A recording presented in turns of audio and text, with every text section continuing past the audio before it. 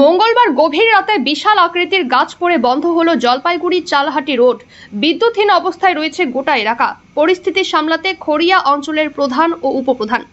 গতকালের রাতে ঝড়ে বন্ধ হলো জলপাইগুড়ি চালহাটি রোড। ঘটনাটি ঘটেছে মঙ্গলবার রাতে। জানা গেছে এই দিন ঝড়ের তাণ্ডবে বেশ কয়েকটি বড় আকৃতির গাছ জলপাইগুড়ি চালহাটি দেবনগর সংলগ্ন এলাকায় পড়ে গিয়েছে। এর ফলে বিদ্যুৎহীন অবস্থায় রয়েছে ওই এলাকার বাসিন্দারা। রাস্তায় চলাচল একেবারেই বন্ধ হয়ে গিয়েছে। যদিও পরবর্তীতে বন দফতরের কর্মীরা এসে গাছ কাটার কাজে লেগেছে বলে জানা যায়, তবে মানুষের কোনো ক্ষয়ক্ষতি হওয়ার খবর নেই। সকাল থেকে দুপুর গড়ালেও গাছ কাটার কাজে ব্যস্ত ছিল বন দফতরের কর্মীরা। এরপর বিদ্যুৎ দফতরের কর্মীরা তাদের বিদ্যুৎ মেরামতির কাজে লেগে যায়।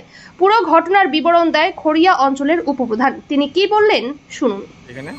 গতকাল রাত্রি 12:25 নাগাদ জানতে পারি যে এই দেবনগর বারোয়ারি কালী মন্দিরের সামনে মেন রোডে গাছের ডাল পড়ে, কৃষ্ণচূড়া গাছের ডাল পড়ে টোটাল রোড বন্ধ হয়ে আছে।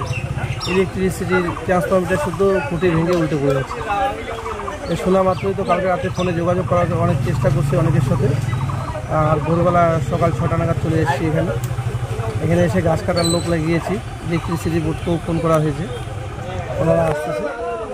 আশা করি সমস্ত এগুলা পরিষ্কার করে তারপরেই বাড়ি যেতে হবে। ঠিক।